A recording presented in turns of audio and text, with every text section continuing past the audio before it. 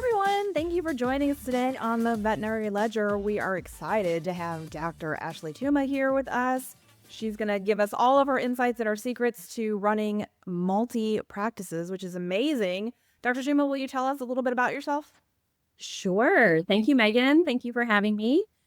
Like you said, my name is Dr. Ashley Tuma. I am a 2008 Rost graduate.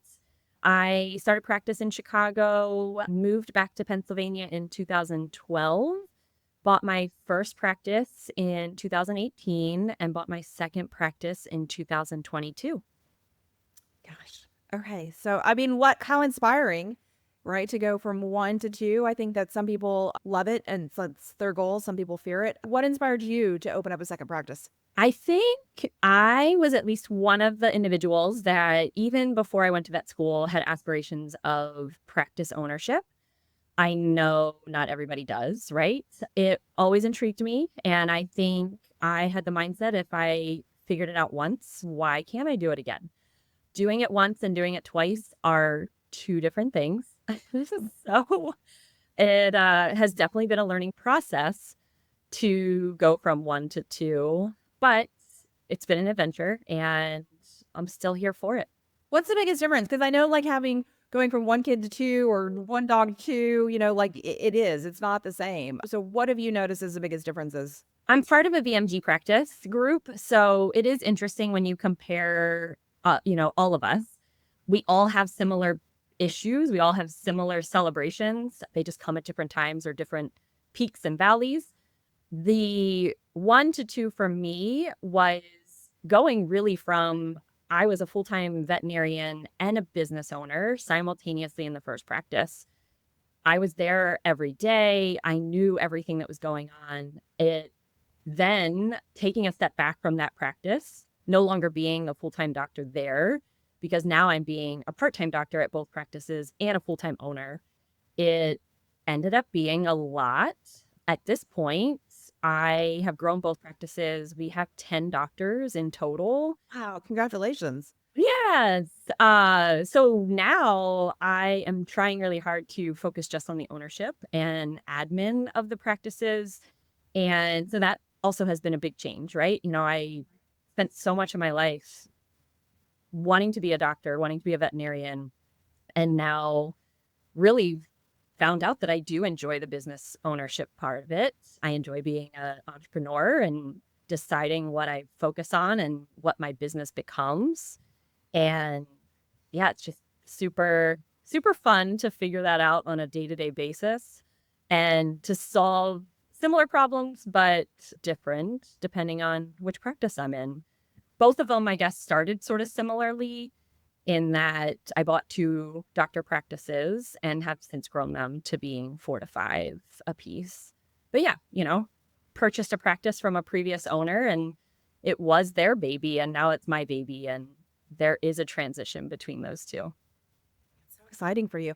So you said, going back, you said that you had always wanted to be a business owner. Did you do anything to focus on that? Like, did you take business classes or training in some sort of, because I know when you go to vet school, you're solely focused on science and medicine.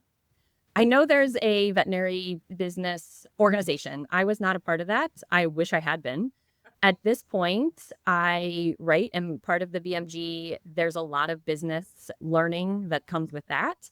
I also found business courses. So I would say I purchased in 2018. In 2019 through probably like 21, I took a gamut of different business courses, mostly online, sort of virtual one-on-one trainings, and they were extremely valuable. I mean, they taught me a lot of things about managing a business, particularly a like healthcare practice. And I think also, right, like you learn the things that you're interested in. So I've just always been interested in that and how I think I've also always been a numbers girl. Like my best friend in high school, she was English girl, I was math girl. We would go to each other to help with problems from the other subjects. And so the numbers always have interested me and what do the numbers mean and how can I tweak them to hopefully make the practice better. Well, you're lucky to have that skill. Yeah. Not everybody loves a number. It's still not a skill. Maybe it's just a desire, right? Like it's an enjoyment and I can get lost in those sometimes, right? Like you make these spreadsheets and you're trying to analyze them and figure them out. And well, actually, I'm talking to someone who works for an accountant. I'm sure there's spreadsheets in your life. There are, and I always like, because I'm not the accounting czar, right? I always look at them and like get the dog head tilt when I'm like, what? So your two clinics, are they sister clinics? Are they distant cousin clinics? Do they share staff? Do you share inventory? How does that work? Yeah. So ultimately, my goal was always that we are one organization. So I have them branded the same. And they are, a Pine Creek Animal Hospital in Gap and a Pine Creek Animal Hospital in Lancaster. So I'm hoping you walk into one of my practices, they have a very similar feel. We try hard to build relationships with our clients, take good care of them and their animals. Separate inventories, they are managed per location. I have aspirations to make my client and patient set one. So then our medical records are going to be seamless, whether you visit us at one or another location. But currently, they are essentially two separate practices. We have utilized team members at both. It's sort of fluctuated, right? You like lose one or two people and then you borrow from the other location. So it has been nice that we have that ability to call on the sister practice and say, hey, we're uh, honestly like the flu seems to hit us a week at a time at a location at a time. So there have been some SOSs to different locations, and we're like, hey. So we had a CSR from one go to another here recently. For the most part, the doctors are at which practice they are at. And just like we have a little bit of sharing back and forth in that regard. But yeah, hopefully a similar feel, but essentially two separate locations. I think that's got to make the numbers easier, but it also, if you can share the people, what a gift that is to not ever have to be like super short staffed.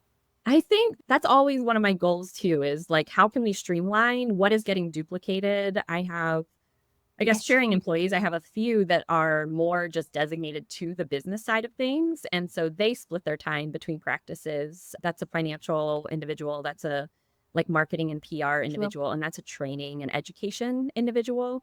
And right, because if you're doing it at one, you're doing it another. And can we save time and energy and money, hopefully, by having it done once instead of twice? Well, that's a super good lead into my next question of how do you divide your time? Oh my gosh, not well. It also fluctuates, right? I think I've been a multi-location owner now for almost 2.5 years. And initially, I was practicing in the second location. It at least afforded me, like, what is the day to day? Who are my team members? What does the practice, what does the business need? But I realized I really couldn't do that long term. At this point, I practice very minimally. Like I said, I'm working more on the ownership and the business side of things. So I 2 to 3 days at each location. Again, if there's a need in one area versus another, I will make myself available. And I'm trying really hard. I'm in my home office. I'm trying to make this my primary spot. I initially felt like a bag lady going between my practices. I had a book bag and I still do, but it's like six folders and I would spread them all out. I would get set up for the day. It would take me half an hour, right? And then you would work for 4 hours, which if you were in a quiet space might have been one quiet, uninterrupted time takes you four while I'm sitting in either practice. And then it takes me half an hour to like undo all of the spread out that I did that day. So again, trying to be cognizant of how I'm spending my hours in a week. I get so much more done when I'm sitting here at home, less interrupted. And then I can be more present once I'm in the practices, right? And sit down with my management teams and help the other doctors. We collab a lot, and I always want to be available if somebody has a question about a case. How would I handle it? What would I do? I want my associates to know that I'm there for them. So if I'm being less ownery brain while I'm in the practices, I hope I'm more present for them with their questions. I think that's an excellent point of being present in the practice and not just being there, right? You're having the conversations, you're helping with the things. And that's what they want from you, right? They don't want to watch you sit and go through spreadsheets. So I think Right. that's not like a very happy medium. Yeah, I think years ago, I thought me being there and at least available was the thing, right? But I think if I'm available, I also need to be present and Right. mindful of what you might be needing of me. So just because I was there in the building didn't necessarily mean I was being productive and helpful to them. At either at the spreadsheets or the people, right? Right. Yeah. I always wanted to be missed, but be able to leave, right? I want you to miss me Mhm. when I'm gone, but I always still want to be able to go. So I think Yes. that's that happy medium. Back to spreadsheets. So is owning two practices lucrative, or is it more like, does it seem like a financial strain because you just brought another one on? Like, how does that work? Oh, let's talk money. Everyone loves to talk money, So right? exciting. Then we can talk about politics and it'll be real good. And religion. Or is that next? So the goal, right, is, you own two practices, you become twice as profitable. That's my goal. Both practices, when I did purchase them, it was important to me to have I guess, a standard. I invested a lot right away into both practices, whether that was new diagnostic equipment, like in-house blood machines, as well as x-rays and ultrasounds and digital dental. Like, I definitely spent a lot of money reinvesting in the business right away, both times. The second practice also was in well, honestly, I've renovated the first practice 3 times now, always trying to increase my exam rooms. Anyone who's watching this, you always need more exam rooms. You hope, right? Yeah, that's the goal. Don't cut out your exam rooms, just get them.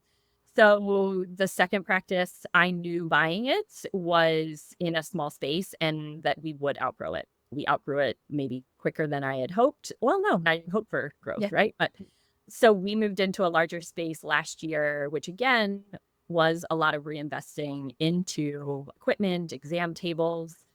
I mean, the unsexy things of business expenses, right? It's but ultimately now I feel like the investment side is over. It's never truly over, but the big Big investment ticket items. Yeah. is done.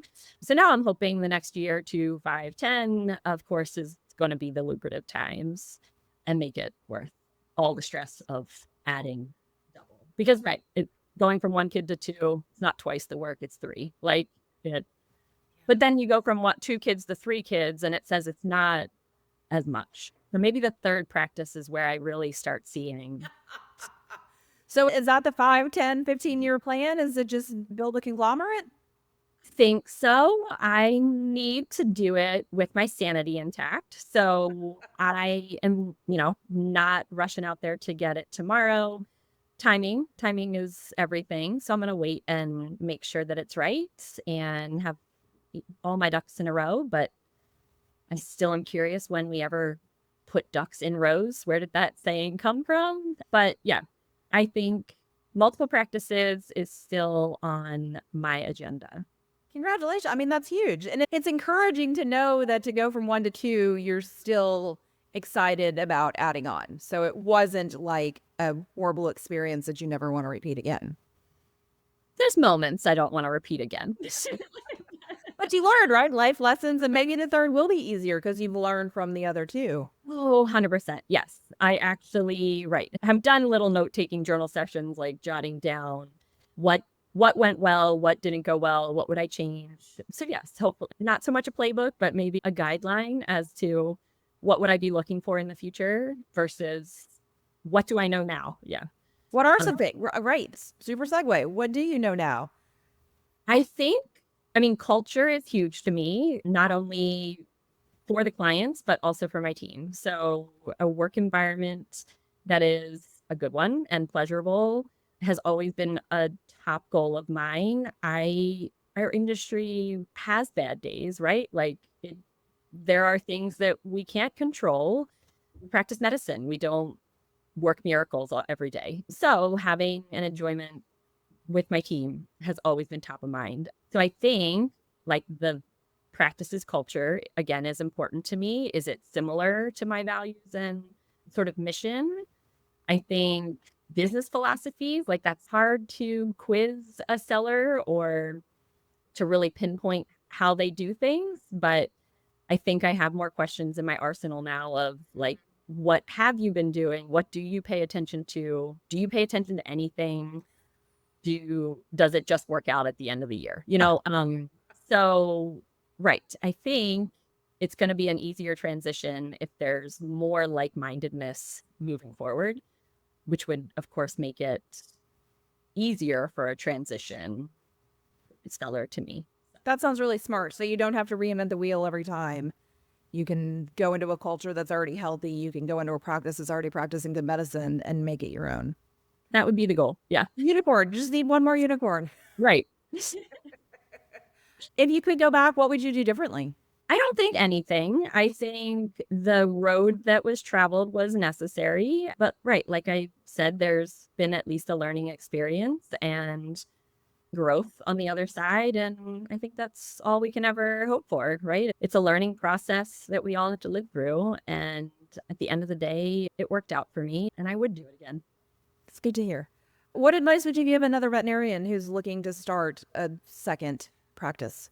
Just be curious, lots of questions, figure out if you guys are on the same page. Is it location? Is it type of practice? Is it, that seller and there's a relationship there? I think there's a lot of reasons why you may end up purchasing another practice, or, is it purely financial? You want to have the ability to make more.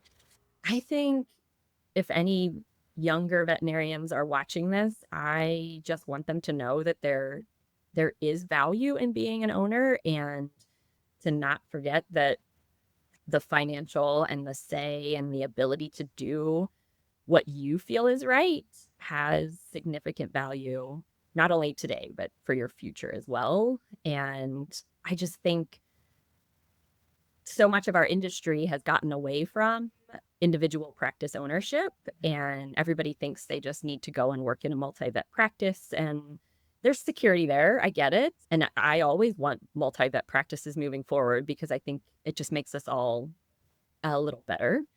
But to not forget that ownership is good in so many ways. A lot more risk, a lot more reward, but that I don't want the younger doctors to think that they can't do it. That's inspiring. Here's then the big question.